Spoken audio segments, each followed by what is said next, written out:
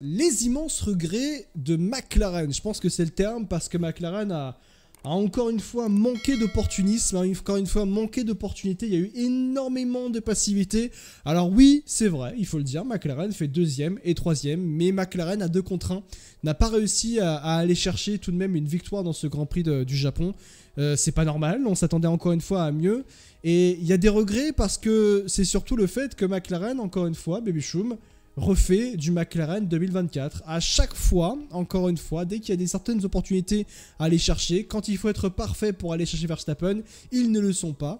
Surtout que factuellement, encore une fois, il est bon de rappeler, ce n'est pas une accusation envers Lando Norris et Oscar Piastri, c'est vraiment, on parle de McLaren et de la stratégie de McLaren dans la globalité de ce Grand Prix du Japon. McLaren a la meilleure voiture, mais encore une fois, il faute. Encore une fois, il faute, et il manque des points à aller chercher. Surtout que dans un début de saison, tu as un tel avantage avec la McLaren qu'est la MCL 38 ou 39. Tu dois prendre le maximum de points possible parce que tu as un avantage qui est criant en termes de performance de monoplace. C'est une voiture, si tu la mets seule devant, effectivement, elle a des chances qu'elle puisse s'envoler très facilement. Ouais. Là, ils sont restés tout le Grand Prix à peu près 3 secondes à 3. Forcément, voilà, c'était compliqué. Les regrets après, oui, qu'on peut avoir justement, c'est cette inaction en fait face à la position qu'avait Verstappen et à leur propre position. Ils ont rien tenté, ils ont absolument rien tenté. Il n'y a pas eu de prise de risque, il n'y a pas eu, tu vois, je les ai trouvés un petit peu gênants en fait dans la com avec les pilotes en disant on veut pas que vous attaquiez Verstappen, du coup on va te dire que oui, Norris est pas dans le rythme, mais t'inquiète, il va accélérer. On n'ose pas dire à Piastri, vas-y, tu peux y aller. Alors que Piastri a quand même insisté plusieurs tours en disant, je suis rapide. Il n'y avait aucune garantie, certes, que Piastri allait chercher Verstappen. Il n'y en avait absolument aucune. Mais tentez, les gars, tentez. Il y a Leclerc à 10 secondes. Tentez un swap, ça marche pas. Tu re-switch, t'as rien perdu, tu fais 2v3, ça revient au même.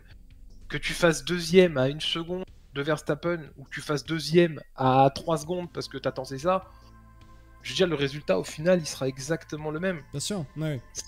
C'était juste dommage en fait, cette inaction de la part de McLaren, je trouve. Je suis d'accord avec toi, c'est que moi c'est la problématique que j'ai, alors je vais lire le message que j'ai mis en avant, c'est McLaren va sûrement prendre le titre constructeur mais va être gêné pour le titre pilote, aucun des deux pilotes ne va être décroché et donc pas de 2 contre 1 contre Max, mais un 1 contre 1 contre 1, c'est plutôt ça et je suis assez d'accord avec toi, et c'est ça en fait qui m'a énormément dérangé, c'est-à-dire que McLaren n'apprend jamais de ses erreurs. McLaren a encore une fois fait preuve de passivité.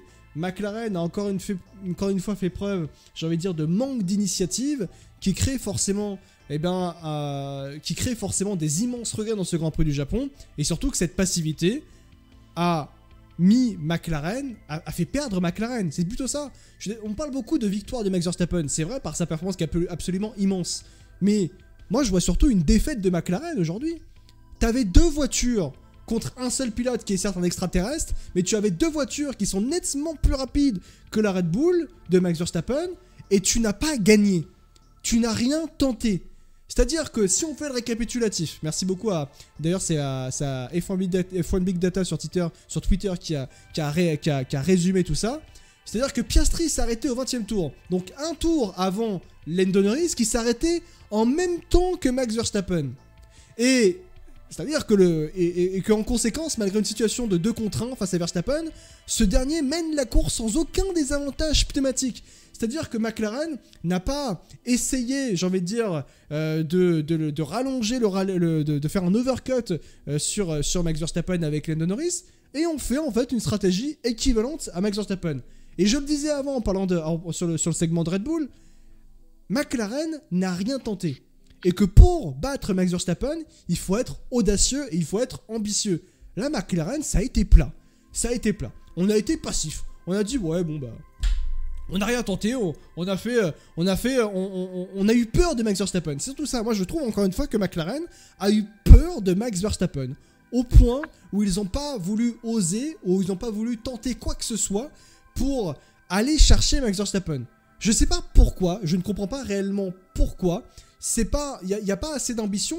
Et surtout que si tu veux qu'un de tes pilotes aille chercher le titre mondial, que ce soit Lando Norris ou Oscar Piastri, de toute façon, il va falloir faire des choix entre un des deux, lequel tu vas prioriser pour aller chercher le titre, parce que, à mon sens, il est impossible pour une écurie que tu aies deux pilotes qui se battent pour le titre mondial, non pas l'un contre l'autre, parce que, comme on a pu avoir avec Mercedes en 2014, 2015, 2016, ou même sur d'autres années, mais surtout que tu te bats contre le meilleur pilote du monde, qui a eu une écurie tout entière dédiée à lui et qui est derrière lui. Et là, chez McLaren, Piastri ou Lando Norris, au bout d'un moment, il va falloir choisir. Parce que pour aller chercher Verstappen, il faut qu'il y ait une écurie totale derrière le même pilote. Et donc, je le disais, cette passivité a fait perdre McLaren. Cette passivité a créé une totale, pas une totale non plus, mais j'allais dire, a créé une sorte de tension entre Piastri et Norris. Norris qui inutile, mais vraiment inutile. Piastri il arrêtait pas de dire je suis plus rapide, je suis plus rapide, je suis plus rapide. Lando Norris, on ne lui a même pas demandé s'il voulait swap ou non. Au pire, Lando Norris dit non. Au pire. Il a le droit, il est dans son droit. J'incrimine même pas Lando Norris sur la course parce qu'il a fait sa course. Mais on lui demande même pas. C'est-à-dire que on n'a rien tenté dans la stratégie pour potentiellement aller chercher Verstappen. Et pourquoi on est peut-être aussi on est peut-être un peu émotionnel sur cette question de McLaren. C'est-à-dire que McLaren aujourd'hui a perdu c'est 25 points la victoire, c'est 18 points à la deuxième place.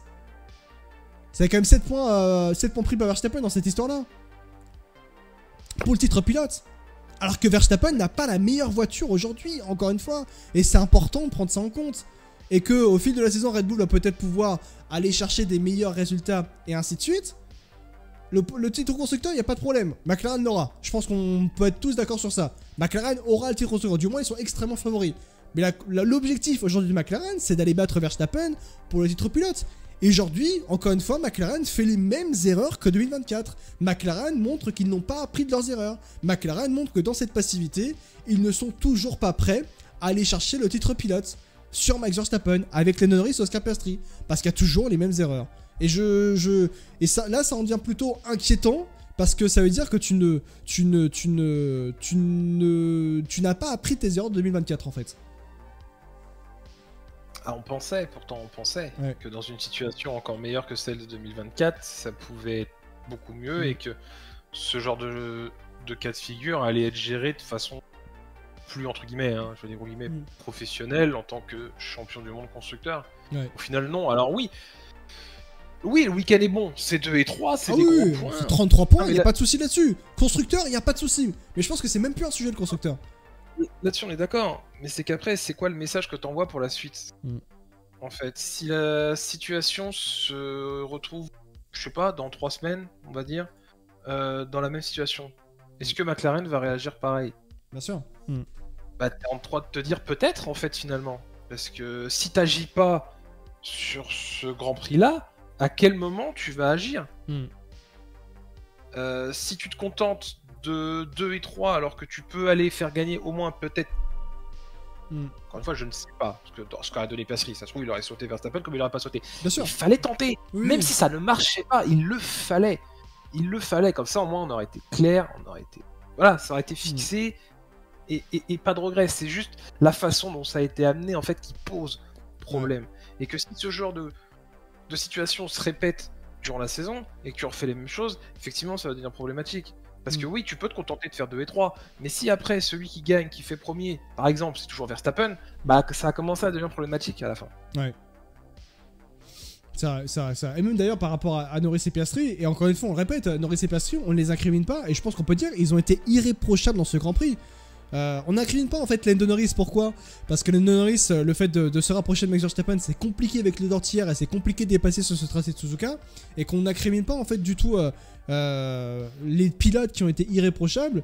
Ceux sur qui on incrimine, c'est vraiment les stratégistes du côté de chez McLaren qui n'ont rien tenté, cette passivité, encore une fois, c'est le terme, ce manque d'ambition, cette passivité, est problématique pour aller chercher le titre. Dans le chat, ça dit même d'ailleurs que McLaren veut mettre ses pilotes au même niveau stratégique. Loïc rajoute, McLaren ont 2 timelines différentes avec les 2 pilotes. Tu ne peux pas gagner un titre pilote comme ça, même si tu as Alonso Prime et Lewis Hamilton. Donc avec Norris, avec tout le respect qu'on a pour les deux Norris, c'est vrai qu'à l'heure actuelle, je trouve qu'il a montré des choses qui montraient qu'il était prêt à devenir champion du monde, à mon sens, c'est de Norris. Cependant, on montre encore que McLaren n'aide pas ses pilotes, surtout.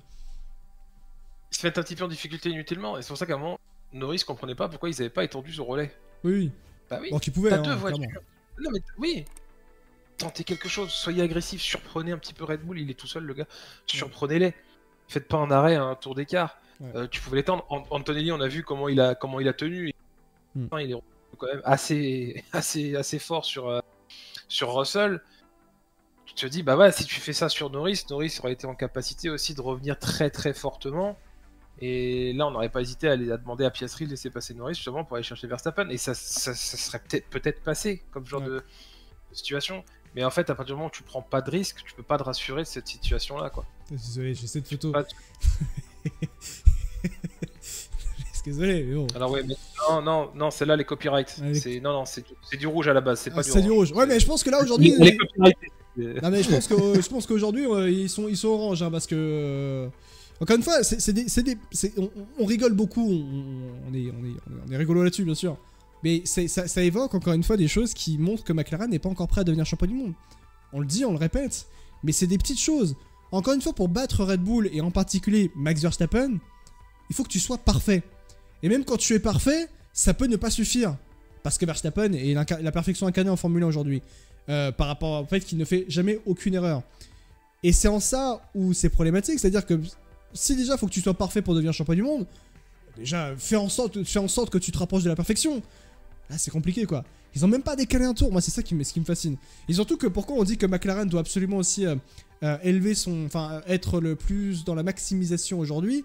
Alors on en parlait du côté de chez Red Bull, et pour ceux qui n'étaient pas là tout à l'heure quand on parlait de Red Bull, c'est parce qu'en fait au Grand Prix d'Espagne, Red Bull pense que McLaren sera affecté par l'introduction du durcissement de la réglementation autour de la flexibilité des ailerons avant en Espagne, ce qui a été un gros débat autour de McLaren par rapport à la flexibilité de l'aileron avant mais aussi arrière, mais en particulier là sur le point de l'avant, et que au moment où ce sera introduit cette situation-là, au moment du Grand Prix d'Espagne pour McLaren et pour toute la grille, d'ailleurs, c'est pas spécialement McLaren, et ben Red Bull pense que McLaren perdra en performance, et que McLaren, que Red Bull, avec les améliorations qu'ils vont apporter, vont pouvoir être plus performants et se rapprocher nettement de McLaren.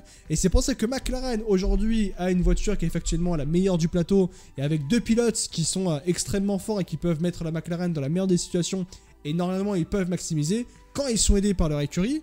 Et que là, si l'Espagne arrive, on peut potentiellement voir non pas les championnats changer, mais McLaren perdre en performance et voir Red Bull revenir, Ferrari aussi et Mercedes revenir aussi également, bien sûr, c'est à noter. Donc c'est pour ça que le manque de maximisation et d'optimisation aujourd'hui est extrêmement frustrant, et que McLaren aura des immenses regrets aujourd'hui. Il peut avoir des regrets aujourd'hui, mais il peut avoir des regrets aussi de cette course d'aujourd'hui sur les prochaines semaines, quoi. Bah faut réagir. Ouais. Clairement là faut réagir, hein. C'est bien beau de... Voilà, alors oui, il y a peut-être une ambiance familiale, collégiale, où on veut pas forcément favoriser l'un ou l'autre ou quoi qu'est-ce. Ok, si tu veux, il n'y a pas de souci. Mais ça va te coûter cher si tu restes dans cette mentalité-là, dans la potentielle obtention d'un titre, en fait. Bien sûr, ouais. Tu peux pas... Alors, je demande pas non plus à McLaren de faire un choix tout de suite, là, dès la 3e course de la saison. Bien sûr qu'il est beaucoup trop tôt pour faire ce choix-là. Mais si tu n'es pas actif dans ce que tu fais, ton choix, tu le feras jamais, et les autres se feront un plaisir de le faire à ta place. Et te diront, c'est pas vous qui allez être champion, c'est moi qui vais être champion. Ouais. En fait, si vous me laissez une opportunité comme celle-ci. On a vu forcément des conversations l'année dernière, on disait voilà, gardez les positions, ne vous attaquez pas, ne dépassez pas.